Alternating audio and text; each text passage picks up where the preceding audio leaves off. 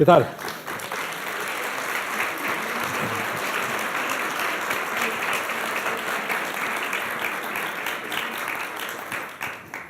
Y esto es sin empezar a hablar. ¿Qué tal? ¿Cómo están? Muy buenas tardes. Un placer saludarles en el inicio de unas nuevas conversaciones en la Fundación Juan March. Y terminamos hoy nuestra quinta temporada de conversaciones que renovaremos, si Dios quiere, nunca mejor dicho, hoy, el próximo mes de octubre. Y hoy tenemos a un invitado muy especial, muy entrañable. Yo estaba recordando a Bertolt Brecht cuando escribió aquella obra titulada La persona buena de Sessoan, ¿no? Cuando algunos de nosotros nos piden que escribamos alguna lista de buenas personas que conocemos, de personas buenas, pues sin duda coincidiremos todos en esa lista en un nombre. Y ese nombre es nuestro invitado y el padre Ángel García, presidente y fundador de Mensajeros de la Paz. Un hombre bueno, sin duda. Muchas gracias, padre. Muchas gracias, Santiago, por estar aquí. Un placer tenerle. Muchas gracias. Bueno, padre Ángel García, sacerdote, cura, ¿cómo se define? ¿Cómo le llamamos? Yo creo que cura, más bien padre, porque es decir, cuando comenzamos ya hace muchos años con la obra de Mensajeros de la Paz, aquellos niños que no tenían padre, pues buscaban una figura del padre y te decían padre, padre Ángel, y nos quedamos con ello de tal forma que muchos a los religiosos se les llama padres, a los curas incluso se les pone el don, claro, decir don Ángel con unos críos mochuelos que estaban medio robando, medio haciendo, no sonaba bien la palabra el don Ángel, ¿no? Y fue con la palabra padre. Pero después algunos creen que tú eres fraile, ¿no? ¿De qué congregación eres? Y yo digo, en broma y en serio, gracias a Dios no soy fraile, soy cura, con lo cual algunos se molestan de que no sea fraile. No, estoy feliz de haber elegido ser cura y el seguir siendo cura. Sí. Un cura, un padre con ¿cuántos hijos? Bueno, con más de 45.000 niños ahora en los 50 países de esos y 12.000 personas mayores, ancianos en residencias y eso.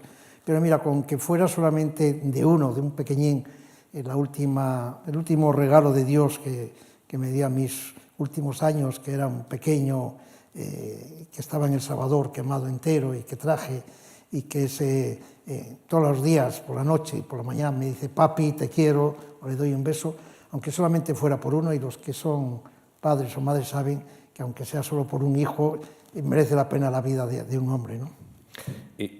Padre, ¿el mundo es justo?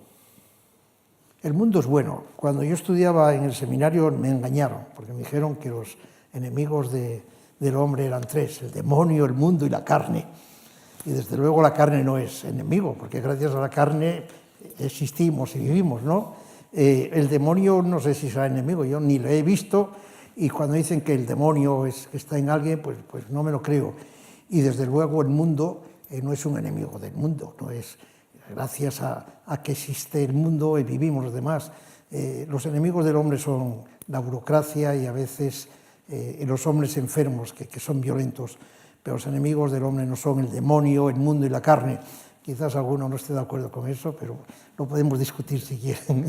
Pero hablamos de los enemigos del mundo cuando uno se asoma a un telediario a ver la realidad y ves, por ejemplo, el drama de los refugiados y ves esa gente que lo está pasando tan mal, que está sufriendo tanto, que no tiene nada, niños que están muriendo de hambre, literalmente.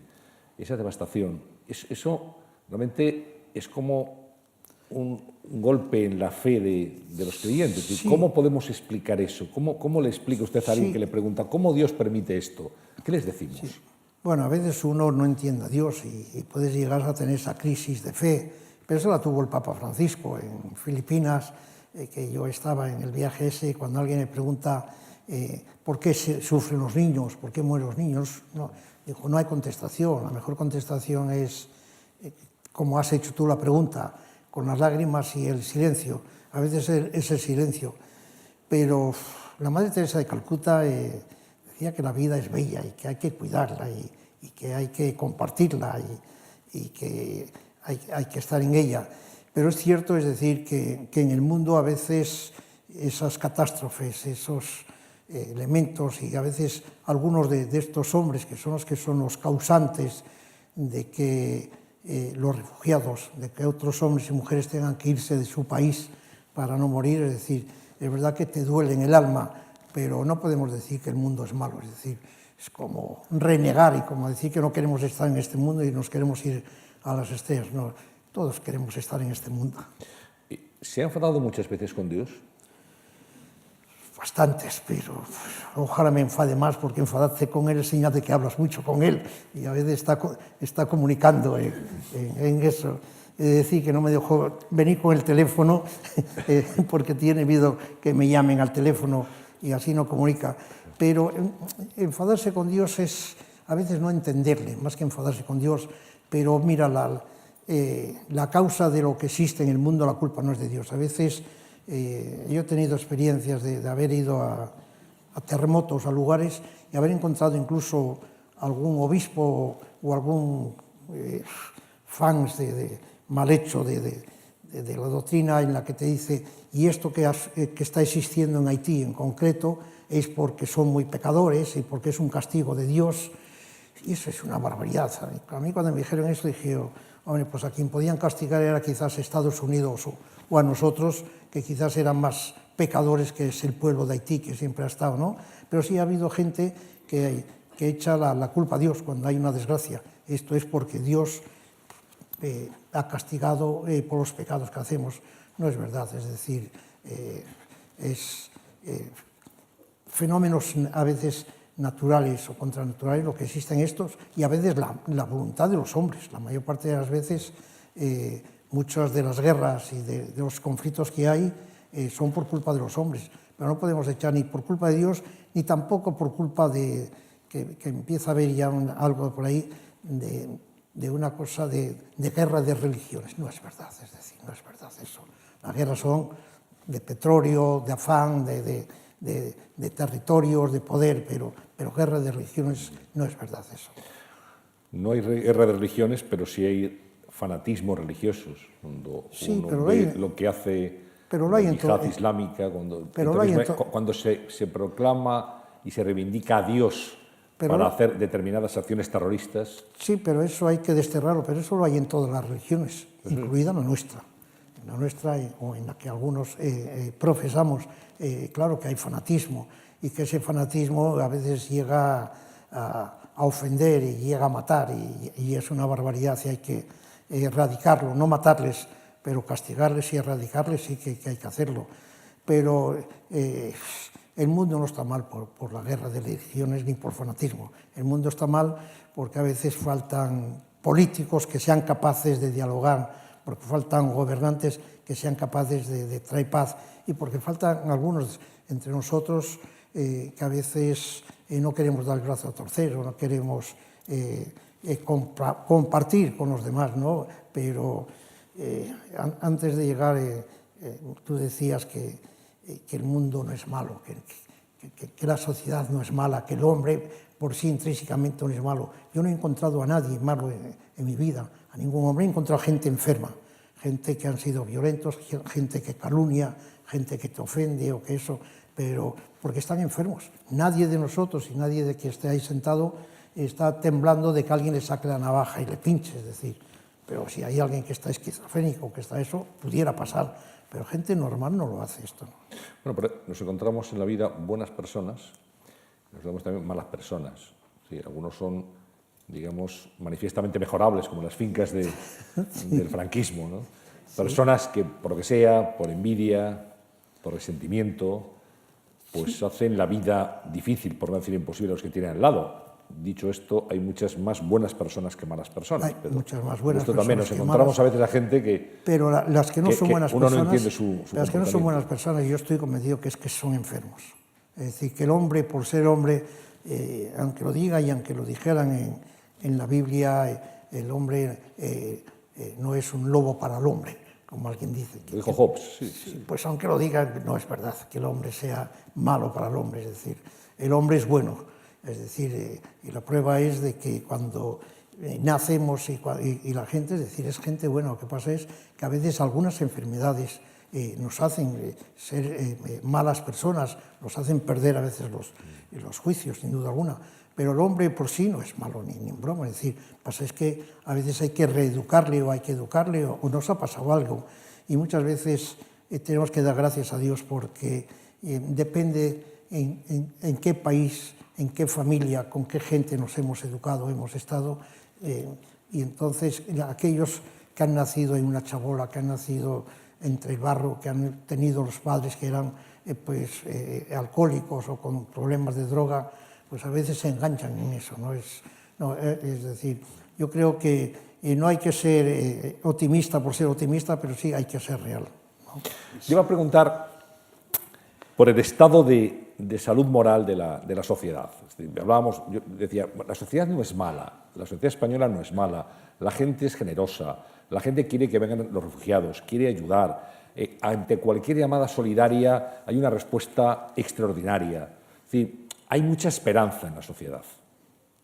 Hay esperanza en la sociedad y la prueba fue con los refugiados.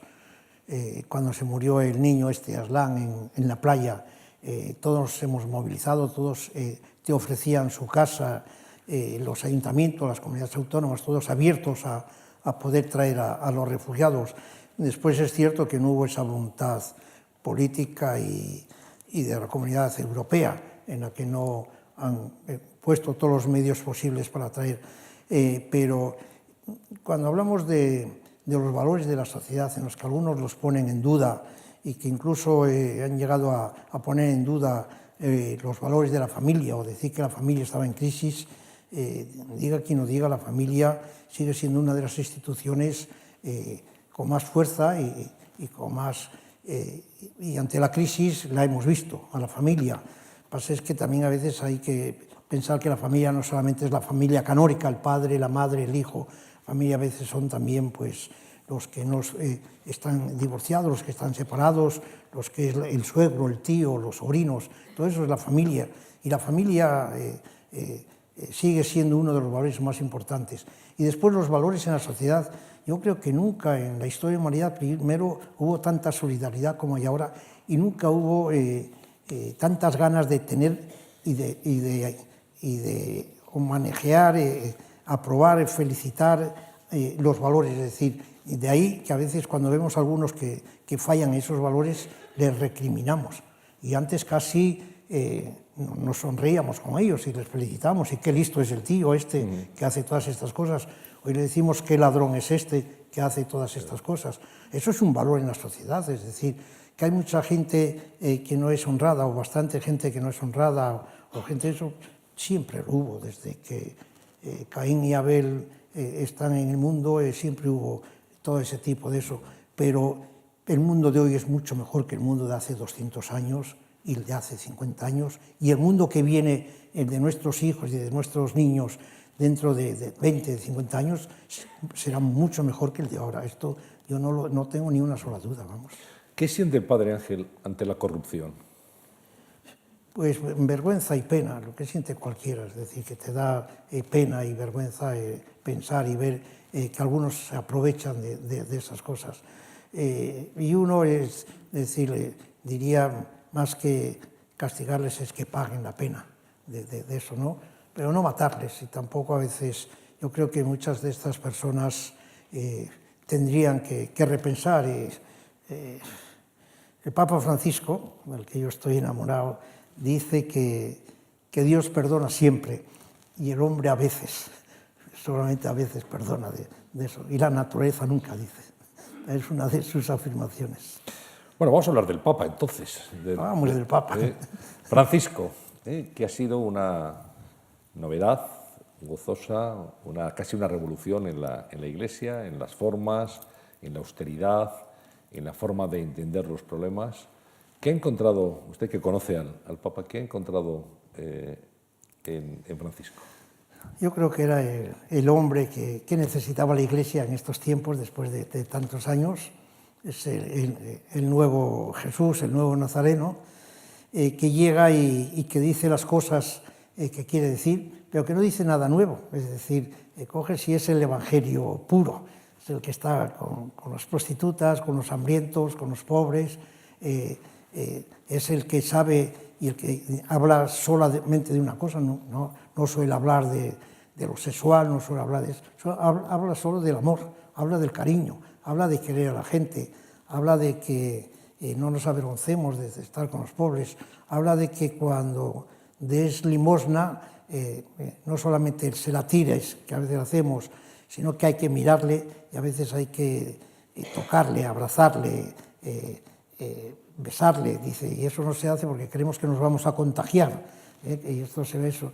No, este Papa Francisco es una bendición de Dios, y los que a veces dicen que no ha cambiado todavía nada, ha cambiado todo, ha cambiado la curia, ha cambiado la manera de ser, ha cambiado, ha traído a muchas de las gentes que estaban fuera, o a muchos de los que hemos echado fuera, es decir, está preocupado de los, no solo los que canónicamente están bien, sino los que incluso canónicamente están separados, están fuera de la Iglesia.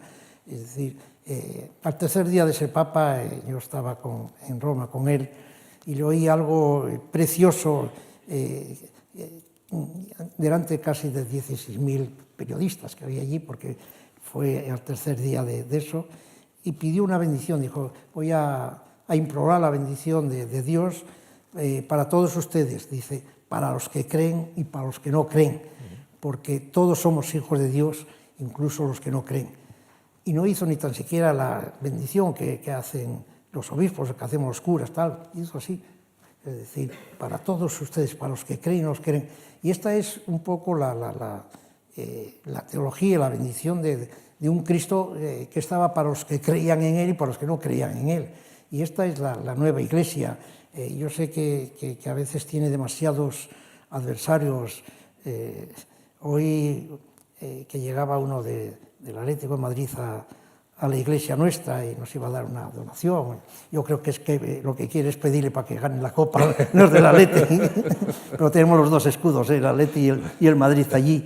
Y me contaba que había estado con el Papa y que el Papa debían estar pues los equipos de fútbol, uno de Argentina y esto, sí, sí. Porque el Papa es muy deportivo. Es muy futbolero. Es muy futbolero, sí. Y me contaba una cosa del Papa preciosa que decía, rece por mí, le dijo el Papa a este, porque hay muchos de los que están aquí que no soy capaz de convencerles. Esto lo decía él, dice, de los míos, él decía de los míos, ¿no? Y otras veces cuando dice, reza por mí, pero a favor mío, no reza a favor. No, yo creo que es un Papa que ha contado con la última vez que yo he estado en 3 o 4 ocasiones ahora ya haciendo eso, la última vez fue en Lesbos, en la isla de Lesbos. En la isla de Lesbos, en donde solamente le faltó llorar, iba aquello como si fuera un funeral.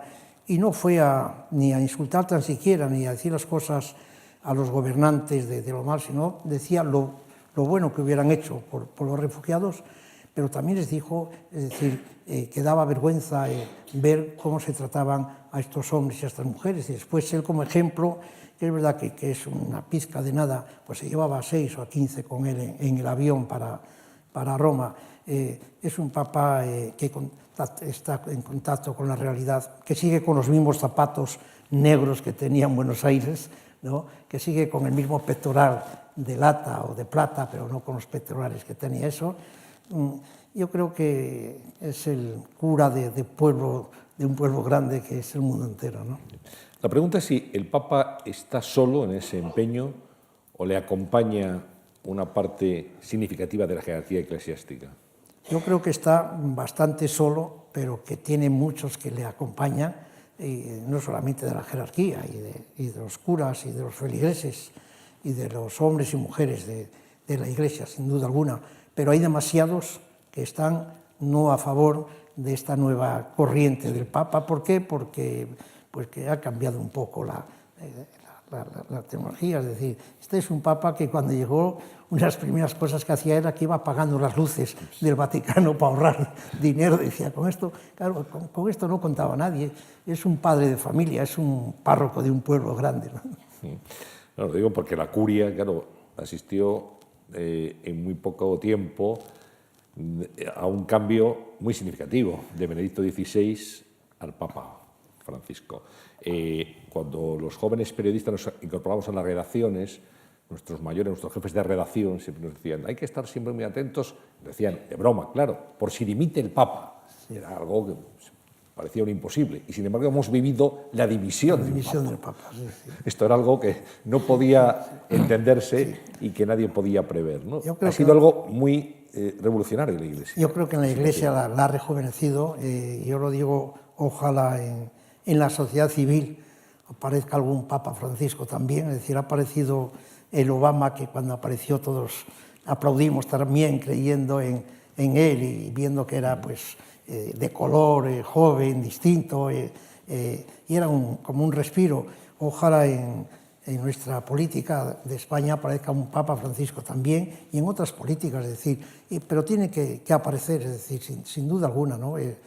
Pero cuando aparecen pues este tipo de hombres, pues es como un vendaval fresco que entra en algún lugar. Bueno, digamos que tiene ahora mismo usted y su obra la comprensión, el apoyo y el respaldo del Vaticano.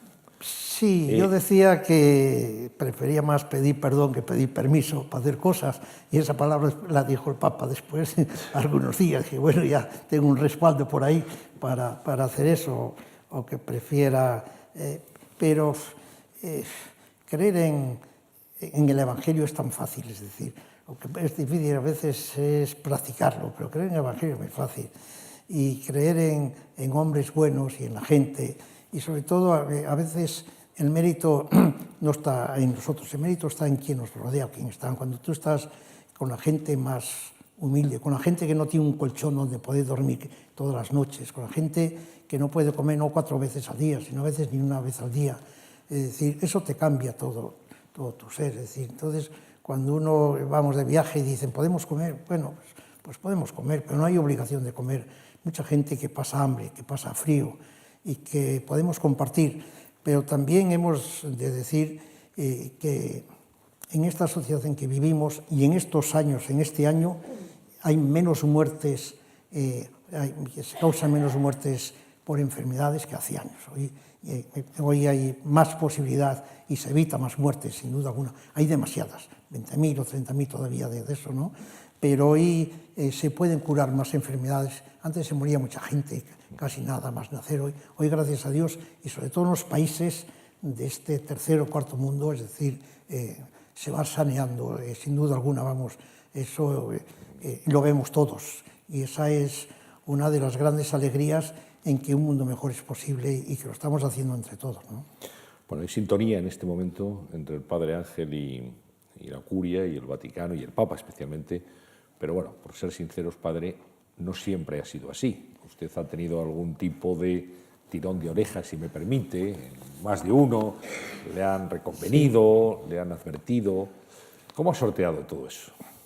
Pues a veces con entereza y otras veces pues llorando. ¿Ha llorado? Sí, porque a veces era incomprensible, es decir, el que te hubieran llamado la atención y te hubieran calumniado y hubieran dicho que por qué hacía una oración por Pedro Celoro, que estaba en la iglesia, y que aquello parecía una manifestación política y que incluso había pedido un beso sexual a todos aquellos, que era mentira. Todos estos son los enemigos que tiene uno y que no les ha encantado que se pueda tener una iglesia abierta las 24 horas y que puedan entrar los que no entran y que a veces ellos no entren porque huele a veces mal. Hemos puesto un incensario y sabes que el incensario quita todos los olores, ¿no? Pero te duele cuando ves, porque no hay ninguna razón, es decir, podía haber una razón de eso. Y después algunas de las cosas porque también, es decir, he pedido perdón, por supuesto, es decir, y he dicho, si tuviera otra vez que hacer, quizás no la haría en esa iglesia, la haría pidiéndole permiso a Carmena o la alcaldesa de turno a hacer en la Plaza de Colón una oración por alguien que no está. Pero cada vez se va abriendo más la iglesia, y cada vez la iglesia va viendo que tenemos que ser ecuménicos, que tienen que entrar todos en ese... Claro. El Papa, por ejemplo, se ha referido a aquellas personas divorciadas que estaban, digamos, hasta ahora al margen de la iglesia, hecho que hay que incorporarlos. Sí, habla de la comunión y habla de cuántas personas quieren bautizar a sus hijos, y a veces lo único que encuentran es dificultades pues si llegan aquí yo les bautizo a todos, pero es que los bautiza el Papa también, ¿no? Ahora no me pueden llamar la atención y decir, ¿y por qué has bautizado a ese que sus padres no estaban casados o que no estaban confirmados o que el tío era homosexual y iba de padrino y tú le dejaste ser padrino? Mira, vete a por el Papa, que ya lo ha hecho el Papa también de eso. No, la Iglesia se ha abierto, es decir, pero no había otra forma más que abrirse sin dejar de seguir creyendo en lo que debemos creer, que eso es lo fundamental, y sin dejar de decir que el aborto es una barbaridad, y sin dejar de decir que Dios es Dios y la Virgen es Virgen. Es decir, no hace falta... Hombre, hay algunos que son teólogos y se meten en esas... Los que no somos teólogos, yo sigo creyendo en lo tradicional y en lo que manda la Iglesia, pero hay que seguir también haciendo las obras que manda la Iglesia, y este Papa se ha inventado un año de la misericordia. Por eso en la puerta de la iglesia de San Antón no hemos puesto el año santo de la misericordia, sino la puerta santa de los sin techo, para que puedan entrar. Hablemos de esa iglesia, la iglesia de San Antón, que es muy conocida en Madrid y en toda España, porque cada 17 de enero, en día de San Antón, allí acudía la gente a bendecir a sus mascotas, los animales. Es una iglesia en aquella Hortaleza, muy tradicional. Y es la iglesia del Padre Ángel, que ahora es usted prácticamente párroco, si me permite. Sí. Es párroco de la calle Hortaleza, una iglesia abierta 24 horas que acoge a todo el mundo, donde no se pregunta nada. Y ahora vamos a hablar de las actividades, donde hay médicos, hay enfermeras, hay psicólogos, hay gente que atiende a los que tienen menos, donde hay alimentos. ¿Cómo llegó a esta iglesia de San Antón con la obra de Mensajeros de la Paz? Yo siempre había tenido un sueño. El sueño era poder tener una iglesia abierta en el centro de Madrid y abierta las 24 horas del día. Y tuve que esperar muchos años a que se pudiera realizar ese sueño. Hace 10 o 12 años ya había abierto una iglesia en la calle Fomento, pero me la cerraron. El que estaba de turno veía que no era muy normal tener a la iglesia abierta y ¿Quién estaba de turno? Estaba el Rocco, el obispo anterior. No, es muy fácil. Suponíamos, pero por precisar. Es muy fácil. Y entonces... Se la cerró porque entendía que no... Entendía que quizá... No lo sé. Eso no. Tampoco hay que hacer leña de los árboles caídos. Y entonces al llegar el nuevo arzobispo, que yo ya le había conocido en Asturias, después en Valencia, que además él conocía mucho la obra de Mensajeros de la Paz, porque estuvo en algunos países con nosotros, pues paseando por Madrid vimos esa iglesia que llevaba cerrada 20 años, la iglesia de los Escolapios, y pasamos por allí y dije, pues esta iglesia me la podías dejar para las actividades. Eso me dijo que sí, y hacíamos las gestiones que había que hacer con los Escolapios, y dije, bueno, que me dejen la llave, y nada más que me dejaron la llave la abrí y no la volví a cerrar. Entonces se arrepintieron un poco, porque empecé a limpiar. Era en la iglesia donde el día de San Antón van los animales a bendecir allí, y dije, bueno, la vamos a abrir las 24 horas del día, que no pasa nada por tener las puertas abiertas, y empezaba a entrar la gente. Claro, entraban más los sin techo, los mendigos, los que dormían en la calle. Entonces en los bancos pusimos unas colchonetas para que no fueran tan duros. Llegaron a dormir allí hasta 40, 50. Yo me veía en peligro de muerte, porque pasaba algo allí, me la jugaba.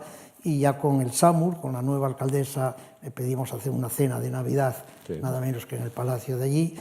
Y comenzamos a buscar sacerdotes que quisieran venir a hacer turnos, que fueron en la iglesia, que además de ser una iglesia de oración, fuera de acogida, que los cepillos no fueran unos cepillos donde solamente se mete dinero, sino que sean unos cepillos o alguno de ellos que esté abierto para que la gente deje lo que pueda o coja lo que necesita. Y alguno, si necesita un euro para un litro de leche o para el metro, eso va y lo coge.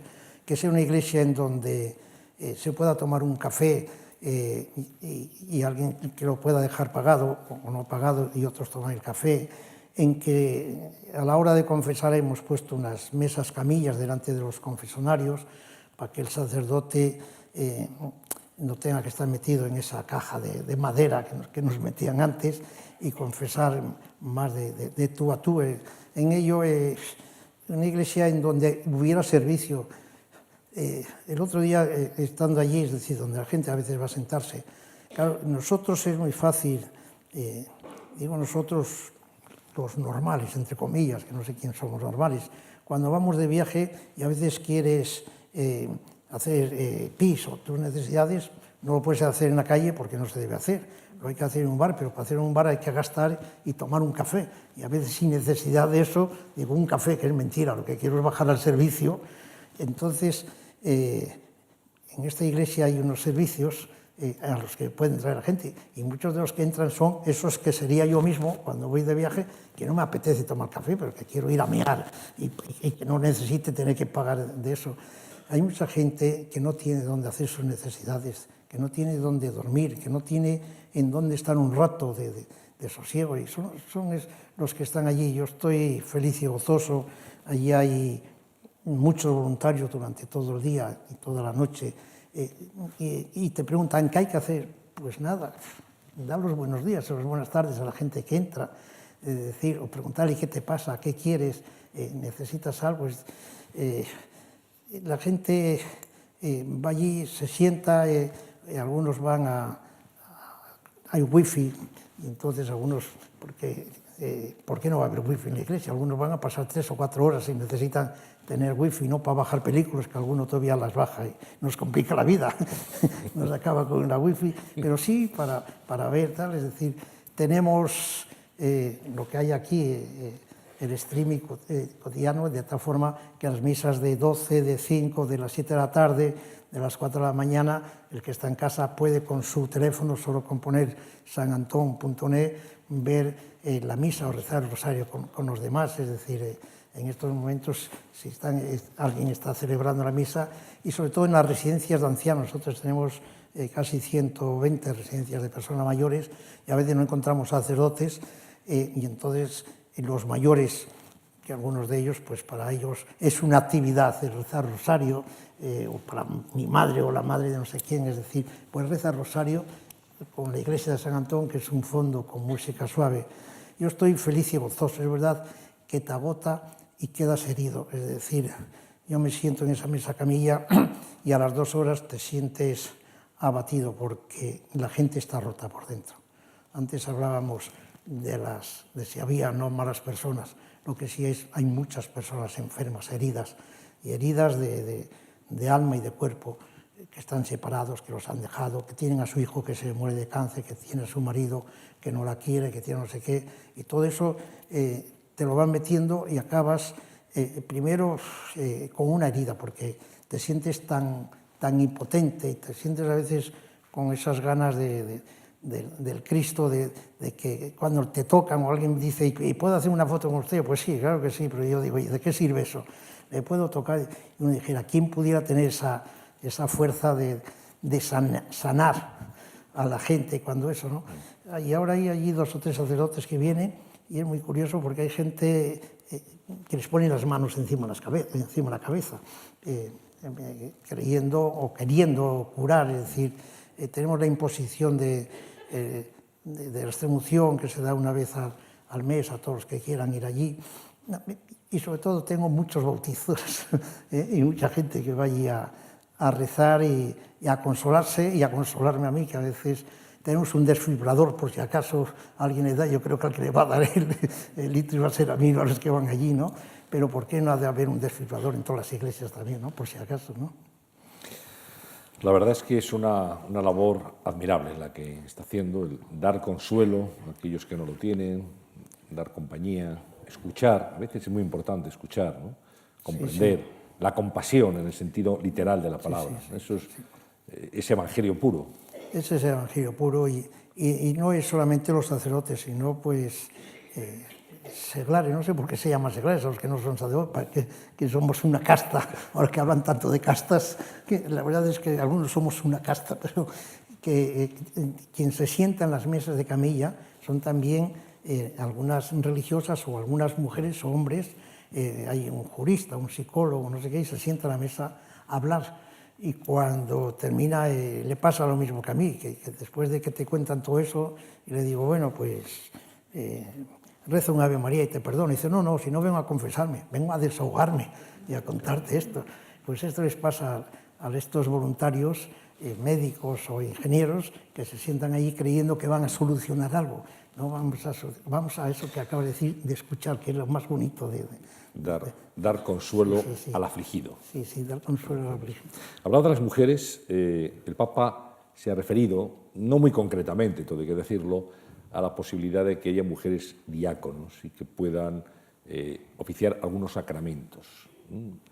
Y yo quiero preguntarle su opinión y si eso sería un avance importante en la Iglesia.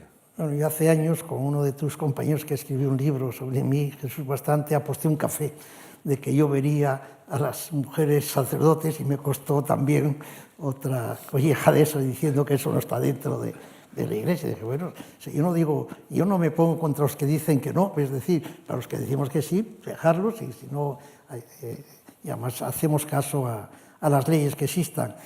Yo creo que ya por lo menos la chicoria ya la voy ganando, y queda poco para llegar a tomar el café. Es verdad que al Papa, parece ser una de las religiosas, le pregunté que para cuándo las diaconisas, ¿no?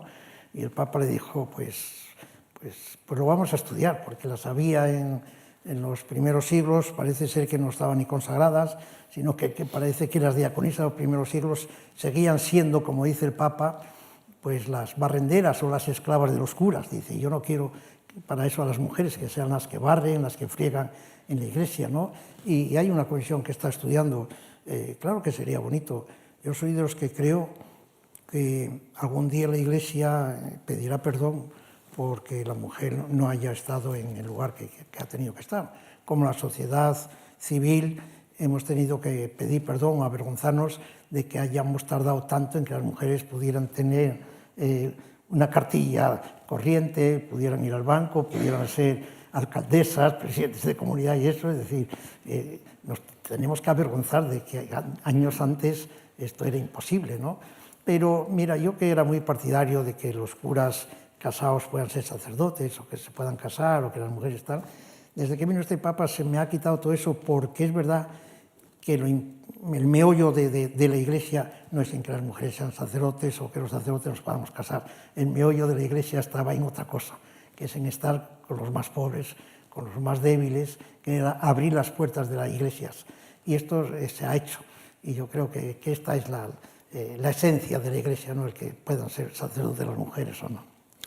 Bueno, hay gente que no entiende, padre, que usted se fotografíe al lado de personajes más propios del papel cuché, por decirlo de una manera así fina, que el testimonio de solidaridad que usted pretende y da, evidentemente, con todas esas actuaciones, ¿no? Bueno, el Padre Ángel está rodeado de famosos, ahora hablaremos de la política, pero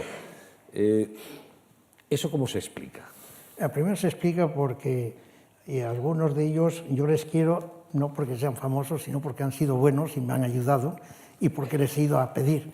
Y entonces si me dicen sacar una foto, yo saco una foto para decir estoy con la Belén Esteban y con la Juana la Loca y con la otra no sé qué, es decir, no es, pero yo hago muchas más fotos con los que no son de cuché y beso más a la gente, y a veces las gafas cuando las tengo tan sucias digo, ¿por qué tengo si yo no he hecho nada? Y es que cuando te besan se te quedan aquí las esos. Hay que estar con todos y todos son buenos, y sobre todo, es decir, si fueran malos habría que estar con ellos para convertirlos también, ¿no? Pero no me hace ningún tilín el estar con unos o con otros, sobre todo ya a mi edad. Antes sí, antes podías sacar una foto pues con un futbolista o con la reina de España, no sé qué, pues era para ir y presumir con tu madre, mira, saqué la foto, que es lo que hacen los jóvenes, ¿no? Pero a mi edad, el Papa Francisco también le preguntaban a veces que si no tenía miedo el que quite tanta seguridad cuando va en esos viajes y eso, ¿no? Y dice, ¿qué queréis? ¿Que vaya en una lata de sardinas ahí, en ese móvil blindado? Dice, si a mí da ya, ¿qué más da que me hagan algo, ¿no? No, cuando uno tiene la edad que tengo yo, de 79 años, casi a los 80, es decir, hay cosas en las que te resbalan un poco, es decir, pero cuando eras más joven, pues a veces sí le gustaba, o como decimos en Asturias, me prestaba salir con el jefe de turno o con el ministro de turno, pero ahora no hace falta. Y algo parecido ocurre con la política, ¿no? Se le ve, va mucho al Congreso, el Congreso me saluda a todo el mundo, es fácil ir a la Cámara Baja y encontrarse al Padre Ángel por allí, y también salen fotos con los del PP, con los del PSOE, con los Ciudadanos, en fin, con casi todos los partidos. Se lleva bien con todos, tiene sintonía con todos ellos. Les pide que dialoguen, que ayuden, que echen una mano. Sí, les he pedido, antes de estas elecciones, a las anteriores, a los 4 posibles presidentes de gobierno que vinieran a Macedonia, que vinieran a las fronteras. Ninguno de los 4 vino, pero sí ha prometido que venían. Ya uno de ellos ya fue hace 8 días, y dentro de poco yo creo que vaya otro a eso. Pero yo soy de los que creo que los políticos, que un mundo mejor solamente lo pueden hacer los políticos y los gobernantes, y que hay que creer. Cuando alguien te dice qué es lo que te da fuerza, yo soy de los que creo en Dios y creo en los hombres. Y creer en los hombres es creer en los obispos, es creer en los periodistas, en los médicos, y es creer en los políticos. Y si uno es capaz, y a veces nos equivocamos, teníamos que estar más preocupados de tener los mejores buenos políticos que nada, porque ellos son los que pueden hacer desde subir las pensiones, las carreras, las carreteras, dar trabajo, es decir, y esto lo olvidamos. A veces creemos que los políticos es solo para mandar, y por eso siempre que tengo ocasión yo estoy con ellos, y además he de decir que me han atendido siempre, y a veces miran para otro lado, pero nadie me ha dicho que no, es decir, porque ya digo, en el Congreso yo creo que es el lugar mejor para poder hacer una labor social, pastoral, familiar, porque hay muchos de estos que llegan a ser políticos, diputados, y se olvidan de su familia, de su mujer, de sus hijos, de su pareja, y después quedan sin eso y sin nada. Es decir, y esto nadie se lo dice, nadie tiene el valor de decirles: ten cuidado que te están engañando, ten cuidado que ahora solamente es darte palmaditas, pero cuando lo dejes estar. Ojalá fuera capaz de convencerles de que son importantes, pero si hacen bien en la labor, y si no, también decirles que se vayan a casa. No voy a pedirle nombres, evidentemente, pero sí me gustaría saber, y conocer a nuestros acompañantes aquí esta tarde, si hay algunos empresarios importantes de este país, unos personajes conocidos, que de una manera discreta, sin que se sepa, sin querer salir, han ayudado, han apoyado a Mensajeros de la Paz con sus donaciones, a veces importantes. Sí los hay, y además la mayor parte, casi todos quieren ser anónimos. Hay muy pocos que de verdad quieran sacar la foto o que se sepa que dan. Esto hay que decirlo, pero no solamente el que da 1.000 o 2.000 euros, sino también el que da 3 euros o 5 euros, no desea y no quiere. Pero esta es nuestra sociedad, es decir, yo creo que vivimos en una sociedad, y yo no digo ideal, pero una sociedad generosa, una sociedad sobre todo con unos valores especiales que queremos compartir con los demás. Es decir, he visto tanta gente, sobre todo los que menos tienen, que dan, pero vivimos en estos momentos que incluso los que tienen mucho, como Ortega, me parece que se llama, el de Galicia. Amancio Ortega. Amancio. Sí, digo, incluso los que tienen mucho también empiezan a dar, que antes esto no existía. Y esto, decir, yo creo que es de aplaudir. Es decir, no solamente, antes decíamos, dan mucho más los que no tienen casi que los que tienen tanto. Hoy es verdad que empiezan a dar también los que tienen ya mucho. No sé si porque tengan miedo que se lo quite Hacienda o lo quiten alguien, pero empieza a haber esa corriente de que empieza a haber. Es muy difícil encontrar una empresa, un negocio o algo que no quieran ayudar a una fundación o hacer ellos una fundación, una asociación, y no es para lavar. A veces somos malintencionados para ganarse el cielo o lavar sus pecados. No, es porque es, y yo creo que natural a nosotros, que sí tenemos, y sobre todo cuando uno llega a mayor. Es decir, lo más gozoso es poder devolver algo a la sociedad. A mí me ha dado tanto la sociedad, me ha dado trabajo, me ha dado un coche, una casa, una familia, unos hijos. Pues si yo puedo dar algo, y empieza a haber gente incluso mayor, jubilada, que incluso se van de cooperantes un mes o un año a países de estos. si esto no es solidaridad y no es una riqueza, que venga Dios y lo vea, ¿no? Antes decía que cuando era más joven, usted siempre ha sido joven, o sea, que, un poquito más, pues que le prestaba, me gusta mucho la palabra asturiana, que le prestaba hacerse fotos con alguien famoso para presumir ante su madre. Sí. Y yo le pediría que nos hablara de su madre y de su padre. ¿Cómo le marcaron? ¿Cómo le han, digamos, trazado un camino de valores el que usted ha seguido? Yo creo que más que trazarme el camino, decirme cosas, era ver su actuación, es decir... ¿Predicaban con el ejemplo? Predicaban con el ejemplo.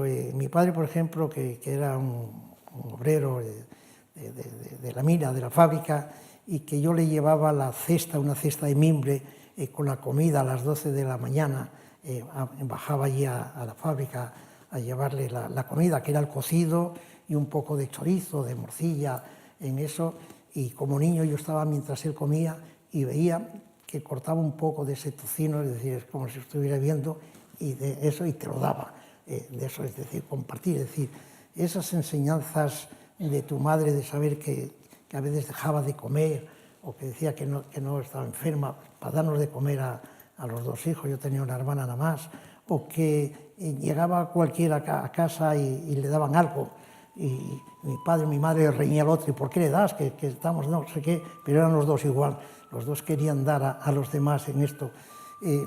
Eso te queda grabado en el alma y en el corazón, y te queda grabado sobre todo que quizás el cariño, los abrazos, los besos, el poder llegar a casa y que te diera un beso, poder besar, eso se queda en eso. Yo creo que somos muchos, y muchos de los que están y los que nos están viendo, unos privilegiados, haber tenido unos padres que te hayan besado. Es decir, te cuento lo último,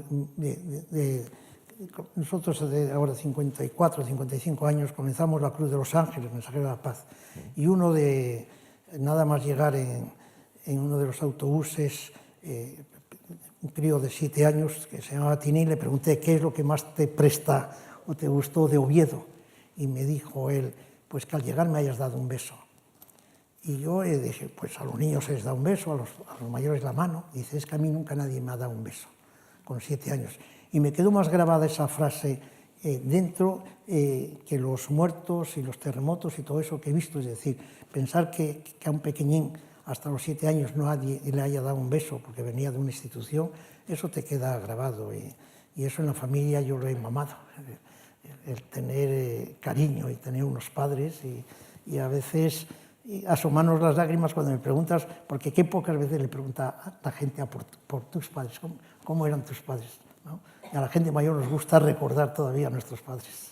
Sí, porque así conocemos mejor cómo es la persona, sí, sin duda, predicando con el ejemplo. ¿Qué le dijeron cuando les comunicó un día que tenía vocación? Eso se decía, tengo vocación para dedicarse al sacerdocio. Sí, yo le dije, yo quería ser como el cura de mi pueblo, que era don Dimas, y que era un cura muy grandón, muy parecido al Papa, era flaco y ayudaba mucho a las viudas de aquellos mineros que se mataban, o los que mataban en los montes, los gobernantes, los políticos, tanto de un bando como otro, y quedaban muchas viudas. Y ese cura, yo era un crío de 7 años o 8 y le veía, decía, pues cuando eres niño, unos dicen queremos ser futbolista o médico, yo quería ser cura, como no sabía lo que era ser cura de eso, ¿no? Y se lo dije a mi madre, yo cuando sea mayor quiero ser el cura de eso. De bueno, pues cuando vengan los frailes, que a veces vienen por aquí, a ver si te quieren coger y te llevan al seminario. Y con 12 años me fui al seminario, que hoy contarlo es bonito, pero es una barbaridad que un crío se separe de sus padres, esté tan lejos de todo eso, pero he acertado. Yo creo que estoy feliz y gozoso y lo volvería a hacer. Es decir, son de esas cosas que uno se arrepiente a veces de hacer cosas y otras veces dices, lo volvería a hacer.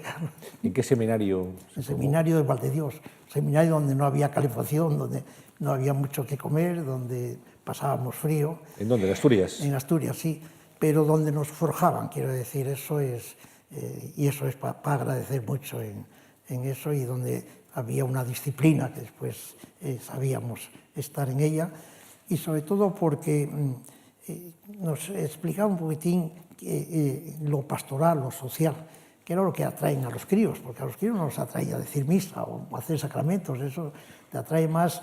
Era muy curioso porque yo en el seminario ya llegué a conocer a Vicente Ferrer, que hacía pozos de agua, y después fui el íntimo amigo de él, el que pude ir a darle sepultura, el que le traje para hacerlo del Premio Príncipe de Asturias, el que paseaba con él, el que veía que es... Y ese, siendo yo seminarista y eso, admiraba yo a aquel misionero jesuita que después prefirió seguir siendo misionero que jesuita y seguir siendo con los pobres, ¿no? Un santo laico, como le llamamos. Un santo laico. Yo siempre en la misa, cuando digo todos los santos, y digo la Madre Teresa de Calcuta y Vicente Ferrer, para mí era un santo. Alguna vez alguien me llamará la atención, pero bueno, también Oscar Romero será un santo y algunos. Hay mucha gente que viven y son santos, que no hace falta esperar a que les beatifiquen, ¿no?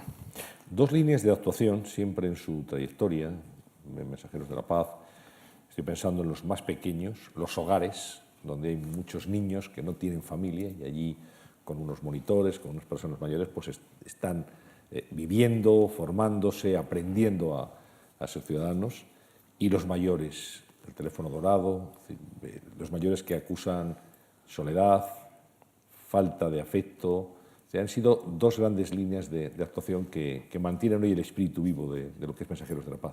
Sí, y que el denominador común en esas dos líneas es siempre la soledad, la falta de cariño, el que no hayan tenido unos padres, un hogar en donde poder vivir, y las personas mayores en las que al final de su vida a veces encuentran esa soledad. Si antes te contaba esto de Tinín, que ya soy casi abuelo, en una de las residencias, cuando vas y al irme de la residencia, pues a una de las señoras ya mayores le di un beso en la frente y se me quedó mirando y me dijo, hace tanto tiempo que nadie me besa. Y uno se queda, llamé a la directora y le dije, esta señora tiene hijos, tiene nietos, sí, tienen, pero como tiene Alzheimer, se creen que es tonta o se creen que no sé qué, es decir, hay que besar a la gente, hay que querer a la gente, es decir, esa nueva corriente y bendición de este Papa Francisco que dice que lo que hay que hacer es besar mucho, querer mucho a la gente, hay que querer a la gente. Y sobre todo a los que están solos. La soledad es la peor enfermedad que podemos tener. La Madre Teresa de Calcuta, con la que yo tuve la oportunidad de estar en algunas ocasiones, y en algunas incluso no estábamos muy de acuerdo en lo que ella decía o decía yo, pero ella decía que la soledad causa más muertes que los accidentes de carretera y que muchas de las enfermedades, hoy sería el cáncer, sin duda alguna. ¿En qué discrepaba de la Madre Teresa de Calcuta? Pues andábamos con lo de los condones, con todas esas cosas en las que ella no lo veía muy claro. Había que dar todos los hijos que Dios quiera dar, y yo decía los hijos que uno pueda atender, pero era una santa, es decir, era esa mujer que tenía esa mirada que te penetraba en la vista de eso, pero tenía también un carácter y un mal humor y un mal no sé qué, como suelen tener los santos, que te dejan petrificados. Una ocasión yo le dije, mire, yo estoy con los niños con SIDA en una de las casas que teníamos, y usted tiene estas religiosas, y yo le pongo lo de la casa y nos atiende tal. Me dijo, usted siga su carisma y yo el mío. Y acertamos, porque si no puedo contarnos. No es, pero lo decía con una firmeza. Con carácter. Con carácter, sí, pero son de esos santos de carácter, porque hay otros santos que son buenos por naturaleza, ¿no? Pero hay algunos que no son tan buenos. El mismo Vicente Ferrer tenía también su carácter, el mismo Papa Francisco, cuando tiene que decir, dice, si hay que dar una torta a uno, habrá que dársela, ¿no? De eso se le escapa a veces, es decir, pero hay otra gente que son buenos por naturaleza. Tú eres uno de esas personas que eres bueno por naturaleza. Bueno, muchas gracias. Muchas gracias. Sí, pero yo soy bueno porque me esfuerzo en hacerlo, cada uno es. Sí. Bueno, ¿cómo ha sido, padre, su relación con la familia real? Yo desde el padre don Juan ya y doña María fue cuando hicimos el proyecto del Día de los Abuelos, fuimos a por por la madre del rey, por María, que se llamaba, María. y fue ella la presidenta nuestra. Y yo siempre fui con ellos, y después con los reyes, como se dice, los eméritos, los conocí de príncipes, y vine con los niños a casa de ellos, para que los conocieran, para que nos ayudaran, para eso de la foto. Ya no vivía mi madre con eso, pero vine, y recuerdo que el rey Juan Carlos cogió a uno de los niños nuestros y lo puso en el hombro, jugando con él, que tenía 4 años, y Sofía le dijo, pues a ver si juegas así con tu hijo también, ¿eh? Le dijo al rey, ¿no? Y después siempre ha sido la trayectoria, es decir, es verdad que la Casa Real nos ayudó mucho, y cuando llegó ya la época en que Leticia se hace novia del príncipe y la reina, pues, como todos sabemos, pues decía sí o no a ese noviazgo, alguien me dijo, dile a la reina algo para que está así. Entonces, en una de las audiencias o de las que estaba, le dije a la reina, enhorabuena, porque se iban a casar, ¿no? Y le dije, no tenga miedo, que no pierde un hijo, sino gana una hija, y además es asturiana. Y eso lo va repitiendo ella por ahí, ¿no? De que además era asturiana de eso.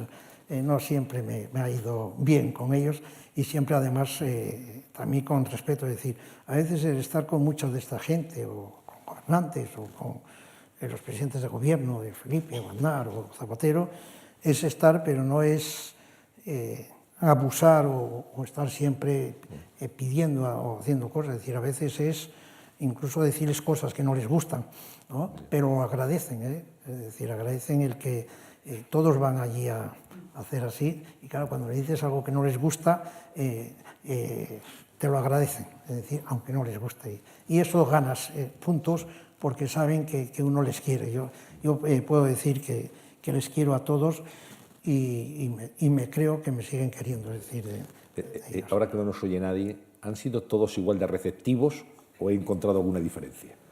Pues yo con el que más he estado ha sido con Felipe, primero porque estuvo más años, y segundo porque vino a nuestras casas, cocinó en una de las casas, nos invitó muchas veces, y como todos, cada uno tenemos nuestro equipo. Hoy cuando me preguntaban si era del Atleti o del Madrid, tuve que decir que era del Oviedo.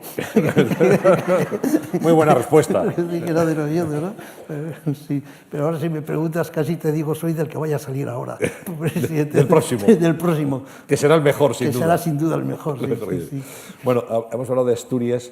Asturiano de vocación, de ejercicio. Asturias siempre en el corazón del padre Ángel García. Sí, los asturianos, algunos saben que somos muy fanfarrores, muy tontones, porque creemos que nada más que existimos nosotros, pero es verdad. Es decir, los asturianos no solemos tener morriña de Asturias, porque allí a donde vamos es Asturias, la llevamos con nosotros, Asturias, es decir, y ejercemos de asturianos en ello.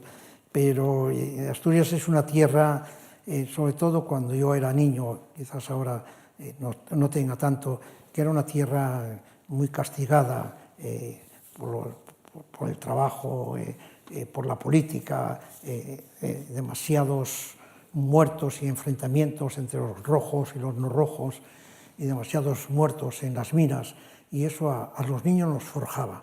Pensar que nuestros padres o los padres de amigos nuestros morían en la mina o los mataban y los traían ahí, y eso te forjaba. Y por eso, después yo creo que Asturias fue una de esas regiones en las que no se quería rendir, y no se rendía ni ante los políticos, ni ante los obispos, ni ante los gobernantes. No les convencía mucho a ninguno ser obispo ni ser gobernador civil de Asturias, porque sabían que allí se enfrentaban con gente que no comulgaban con todo lo que iban a decir, ¿no? Yo sé que hubo un momento, ahora que hablo de Asturias, muy especial en su vida, muy emocionante, muy emocionado al padre Ángel García, cuando en el año 1994 recibió en el Teatro Campo Amor de Oviedo el premio Príncipe de Asturias de la Concordia, Mensajeros de la Paz. Ese fue seguramente un día donde las lágrimas se asomaban a sus ojos. Sí, porque primero era mucho más joven de lo que era, y segundo era un reconocimiento en el que yo estaba de acuerdo y convencido que ya no era solo a una persona, sino a toda una institución, y ya no solo a la ONG de Mensajeros de la Paz, sino a muchas ONGs en aquellos años pocas que trabajaban por los demás, y poder subir en aquel escenario en donde subían nada más que los importantes y hablaban los importantes, y tuve la oportunidad de poder hablar y decirle 4 cosas al príncipe, diciendo que no se olvidara nunca de los más desfavorecidos y de los niños. Y además iba con un mensaje de Pedro Casaldáliga, el obispo de los pobres, que me decía: en estos momentos en que los niños son esclavizados, muertos, asesinados, tenemos que salir a por ellos. Y puede decir eso en aquel escenario del Teatro Campoamor, y decirlo a un cura allí vestido delante de todos aquellos, no vestido de cura, sino con una corbata roja como Dios manda, eso prestaba, daba gusto.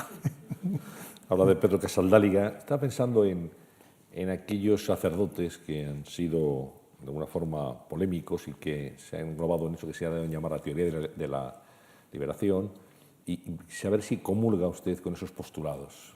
Sí, en aquellos años ya comulgaban, eran los curas obreros, los curas que iban a la mina a trabajar para saber cómo sufrían los mineros, y después es verdad que algunos perdían o se aportaban de la vocación que estaban, pero eran unos curas honrados, legales, que habían dejado todo lo que habían estudiado para meterse después en la mina o meterse en la fábrica a trabajar, y aquí mismo en Madrid después había algunos.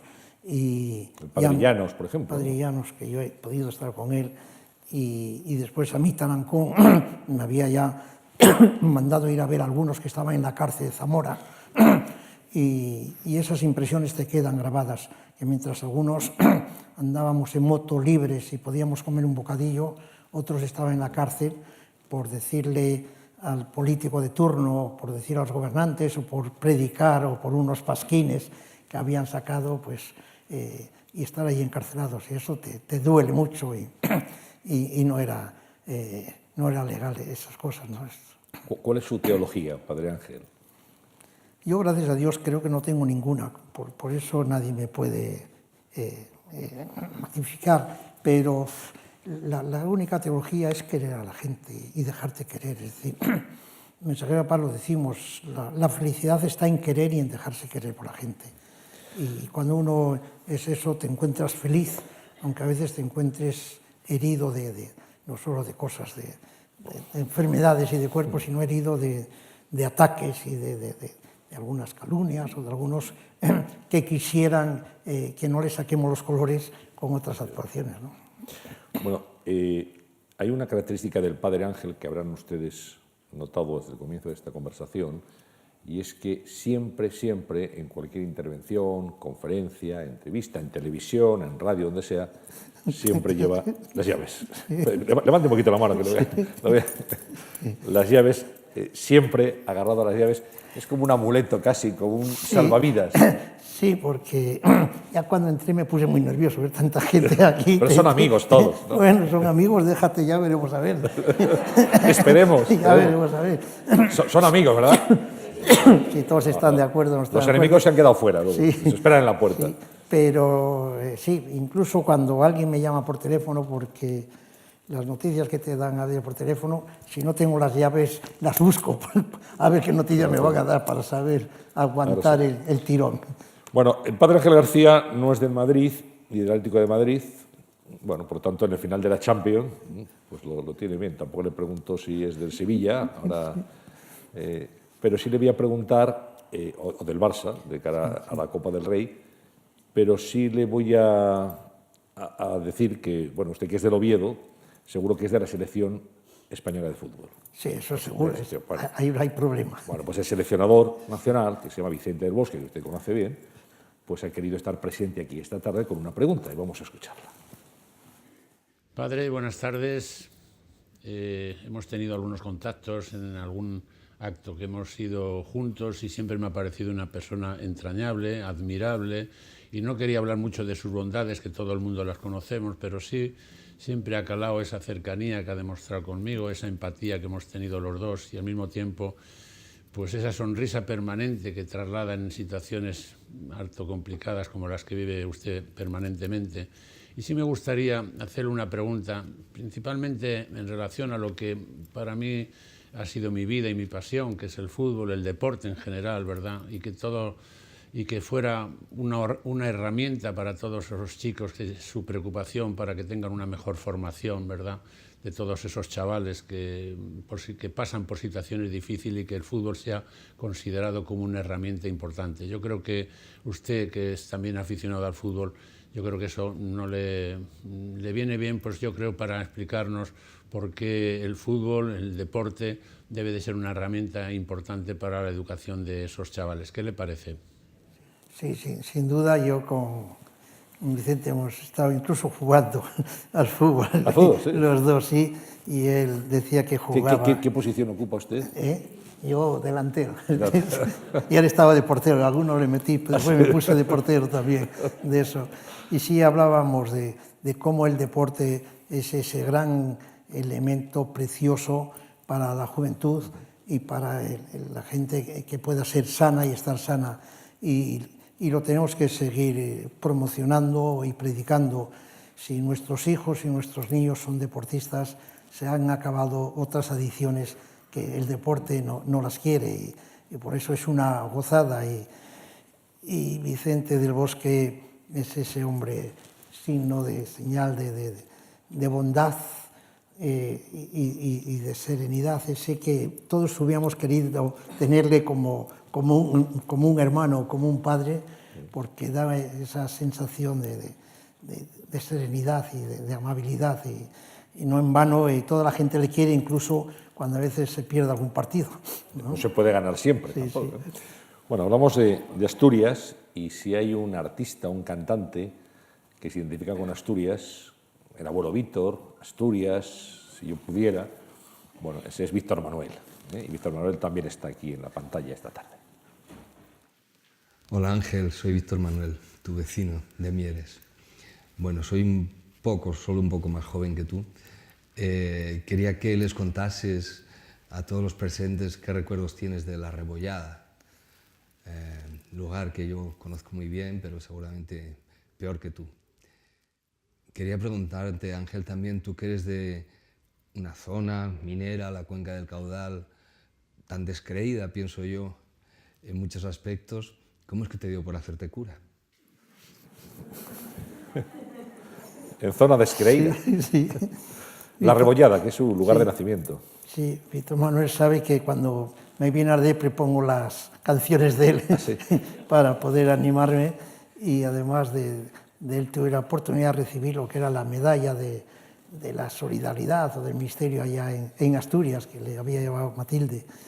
Y los recuerdos que uno tiene de niños, como dice él, son esos niños de los abuelos y de los padres y de la gente que trabajaba y de la gente que iban dejando su salud, iban dejando a tirones en la vida por los hijos o por los nietos. Por eso esa canción del abuelo fue picador, es decir, la llevamos en el alma todas, porque es el cariño de un nieto a ese abuelo que todos hemos tenido, y mis recuerdos son más de los abuelos, es decir, aquellos que hemos tenido abuelos en vida y hemos podido gozar de ellos, somos unos privilegiados. ¿Es pequeñita La Rebollada? Sí, bueno, cuando vivían mis padres, y había casi 3.000 personas allí, y ahora deben haber 200 personas en La Rebollada, porque era la siderúrgica, la fábrica de Mieres, que llevaba venían muchos trabajadores a trabajar allí. La segunda pregunta de Víctor, cuando hablaba de una zona descreída, claro, ahí estaba el cura, que fue su modelo, ¿no?, para su vocación, como antes explicaba. Sí, pero los curas de la Cuenca Minera siempre fueron los curas que jugaban mucho al fútbol, que eran del Caudal, de un equipo de fútbol, y que querían mucho a la gente, a los pobres. Es decir, el ejemplo de los curas de esa cuenca han sido un ejemplo precioso de apóstoles de verdad, no de llevar la gente a misa y de hacerles comulgar. Eran los curas que iban al Chigre, a la taberna, a tomar el chato de vino, la sidra con ellos, a jugar al tute. Eran los curas que eran los amigos de las personas que estaban allí. Sí. Claro. Vamos a acercarnos a una de las instalaciones de Mensajeros de la Paz para que vean ustedes cuál es la actividad habitual y cómo el Padre Ángel también se remanga lo mismo reparte comida que ayuda en lo que hace falta. Vamos a verlo.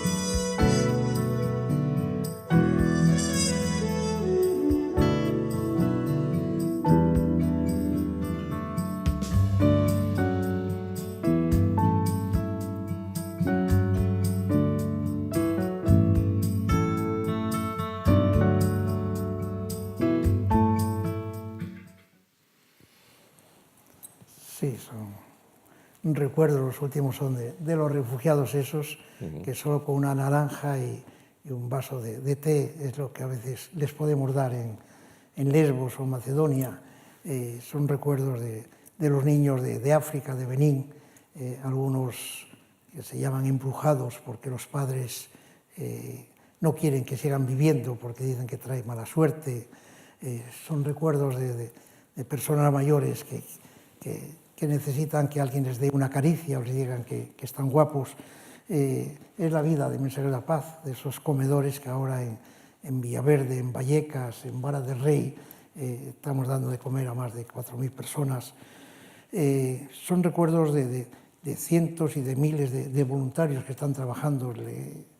La obra de Mensajeros de la Paz no es la obra de una persona, es la obra de muchos cientos de personas. Qué mérito tienen los voluntarios también, ¿no? Y qué valor con lo que ellos aportan en todos los sentidos a la ONG. Sí, y sobre todo porque muchos de ellos dicen no podemos dar nada, pero dar su tiempo, y van allí y están 1 hora, 2 horas con la gente y les acarician y les dan de comer y a veces absorben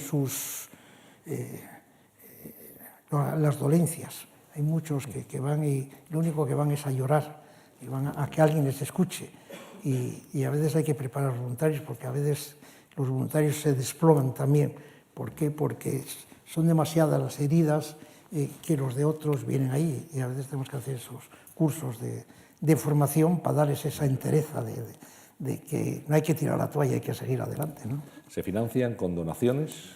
Sí, con donaciones. ¿Solo con donaciones? No, la mayor parte también es de acuerdos con las diputaciones, con los gobiernos autónomos, con los gobiernos centrales, para poder, por ejemplo, el Banco Solidario también con los alimentos de los bancos, y con muchos empresarios y muchas tiendas. Es decir, en la iglesia de San Antón todos los días de venir como 200, 300 personas a desayunar, y todos los días vienen las confiterías de al lado a traer los pasteles y eso para que puedan tomar eso. Es decir, eso no cuesta nada, pero además es una gozada. Es decir, es como decir, pues aquí viene alguien, ¿no?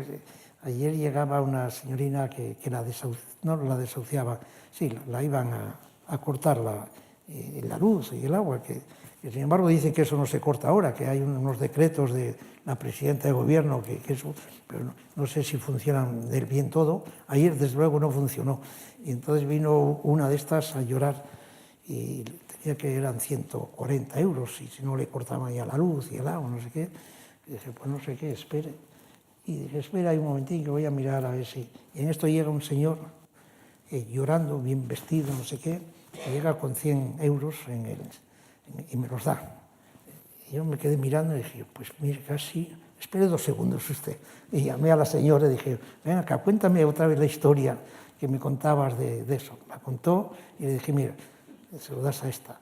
Y el tío, es decir, no se lo creía, es decir, de esas cosas de eso. Estos son los voluntarios, la gente real que viene, y uno decía, esta que viene, ¿y de dónde saco yo eso?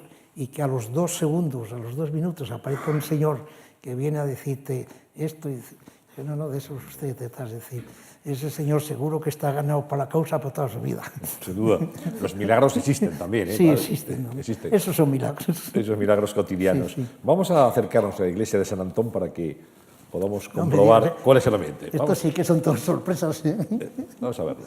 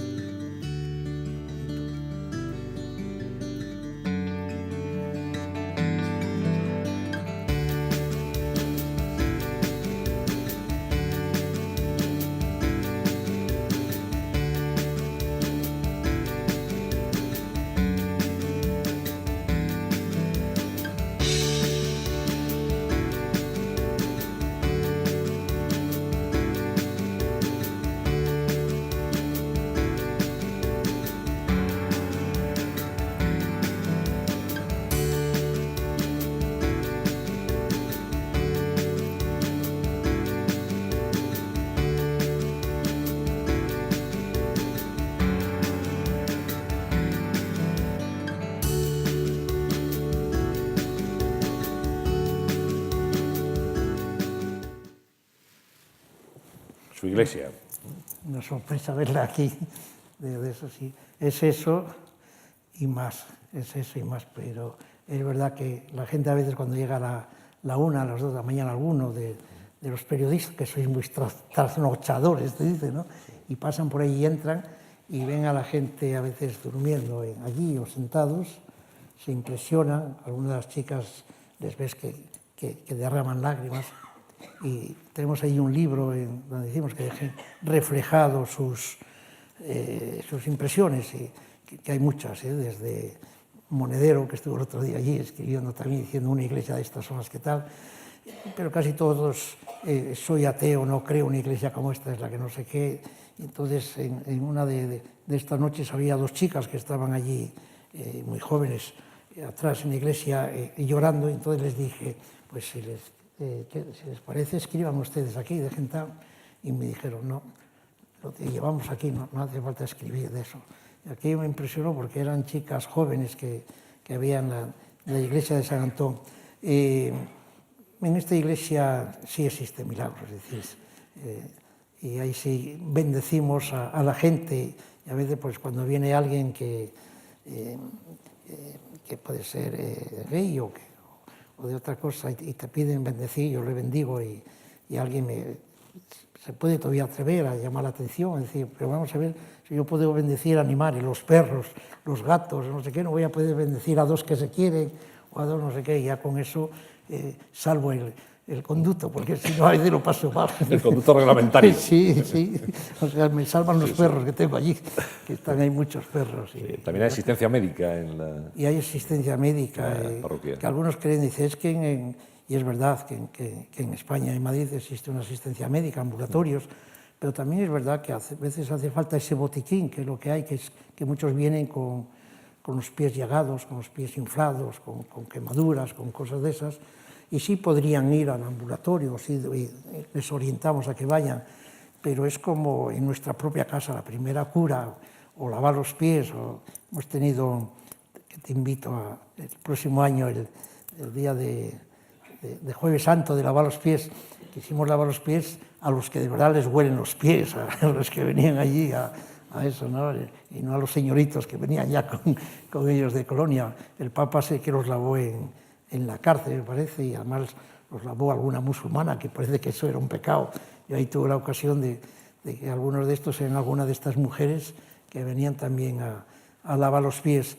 Es una iglesia en donde me siento feliz y gozoso, pero donde a veces necesitas recoger muchas energías para seguir caminando, porque las heridas, como te decía siempre, y además no quiero que me pase, es decir, quiero seguir sufriendo con la gente de eso, pero es una iglesia en donde llega tanta gente y hacen esos milagros, es decir, no me he confesado en 20 años, en 40 años, y vine aquí, pues si no necesita usted confesarse, con que pida perdón y le hago, porque el mismo Papa, tenemos en los confesionarios una foto del Papa con el general de los salesianos, y con una frase en donde dice el Papa que con arrepentirse basta, que no empecemos ahí, y cuántos y cuántas veces, y dónde, con cuántas mujeres, o cuándo, no, olvídate, tú pide perdón y se acabó.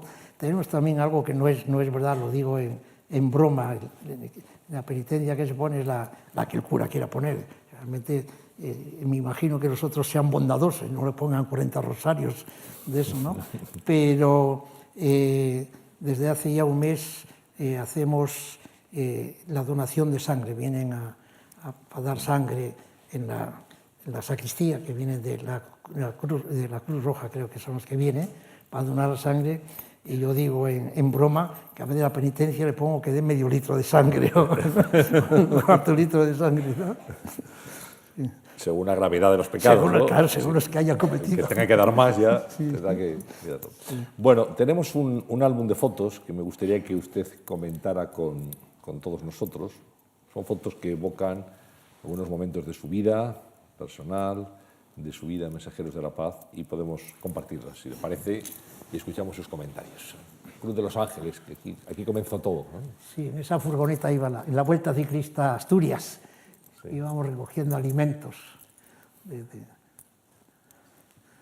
Entonces, con motivo del premio Príncipe de Asturias, que en vez de ir a recogerlo solo, mira, no sabía yo que llevaba la corbata roja y ya. Sí. Iba con dos niños, uno de Severchinde y otro Julio, uno de los niños que sigue conmigo, que eran 6 hermanos. ¿Por qué hay siempre corbata roja, por cierto? Pues casi no lo sé. Casi no es una seña de identidad. Es una seña de identidad. Bueno, con el Papa Francisco. Este sí fue con la 11 cuando estuvimos allí, y en medio de la plaza, en donde recordábamos un momento de Buenos Aires, que yo le conocí, y tenemos ahí una residencia de sacerdotes, y él iba alguna vez en el metro allí, y sé que me pagó el metro y no me quedé con el billete. Si llego a saber que iba a ser Papa, me hubiera quedado con el billete, ¿no? Te recuerdo. Sí.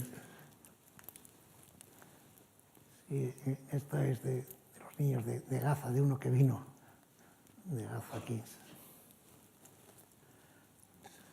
Entonces, en homenaje a los trabajadores de UNOSA. En UNOSA, la minería asturiana, en el pozo que bajamos un día, y ahí tenían una santina de covadonga dentro del pozo, y después hicieron una cosa preciosa, que todos los muertos mineros que han muerto, que son como 12.000 o 15.000, han puesto una placa en un gran cementerio como esto que hay en los cementerios de Estados Unidos, eso, con una cruz y la placa de cada uno de los soldados caídos. Pues estos eran los mineros caídos de allá. Esto ya es en Lesbos, es, donde nos están contando dónde se hundían las barcas y dónde ahí detrás estaban los voluntarios sevillanos, esos que metieron en la cárcel por meterse unas metros, unas décimas más a recoger a los que se hundían en el mar. Los cursos en Vallecas, sí. Ahí daban, sí. Los mayores. Los mayores y el teléfono dorado, que es un proyecto precioso para escuchar a la gente que se encuentra sola y que a veces no tiene con quién hablar. Porque antes todavía hablabas con la telefonista y le cantabas algo, pero ahora te sale un cacharro que te dice toque el 1, el 2, el 3. Por lo menos aquí pueden hablar con alguien, ¿no?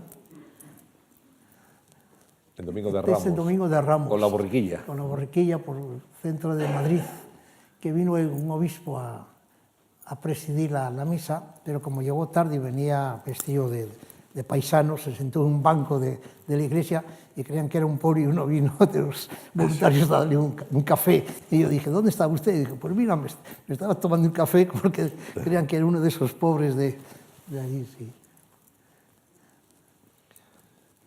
La lectura del Quijote. Sí, con Vito García de la Concha, sí. El presidente de Cervantes. De Cervantes, sí. Bueno, sabe, padre, que en estas conversaciones llegamos al número 40 ya en la Fundación Juan Marc. ¿Había pensado alguna vez estar usted en la Fundación Juan Marc? Nunca, y cuando llegué me puse muy nervioso. Le dije a Pedro, dije, ¿dónde nos metemos? Y ya cuando entré en la sala, menos mal que vinimos por una esquina y está más oscuro y no se ve todavía las caras. Bueno, pues con todo, invitado con todo merecimiento. Sí, pues sabe que en estas conversaciones siempre le pedimos al final de las mismas a nuestros invitados que nos dejen 3 propuestas que ellos piensen que pueden mejorar esta sociedad. Decimos a veces que como la sociedad está como está, que tampoco es muy difícil, ¿no? Cualquier cosa sirve para mejorarla, pero ¿qué 3 cosas habría que que implementar, habría que poner en práctica para que la sociedad en la que vivimos fuera mejor, padre? Bueno, la primera sin duda es el diálogo, ser capaces de dialogar. Esa sin duda es una de las primeras que habría que poner. Y otra es el compartir, es decir, que tenemos que aprender a compartir más. Es verdad que hemos aprendido y que cada vez se comparte más y que cada vez somos capaces de compartir entre lo que tenemos y después querer a la gente. Es decir, esta sociedad necesita que haya gente que quiera, se necesita besar, acariciar, es decir, pero ya no solamente a la gente de fuera, sino a los de casa. Es decir, cuántas veces uno llega a casa y casi no tiene tiempo a besar a la mujer, a los hijos, a los amigos.